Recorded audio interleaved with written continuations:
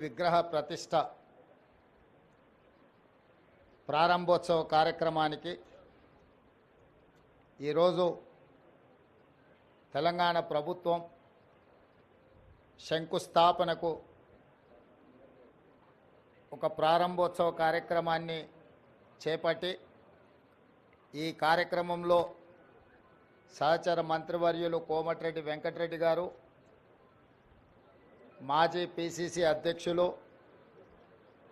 మాజీ రాజ్యసభ సభ్యులు, తెలంగాణ రాష్ట్ర ప్రభుత్వ ప్రత్యేక సలహాదారు పెద్దలు కేశవరావు గారు, నగర మేయర్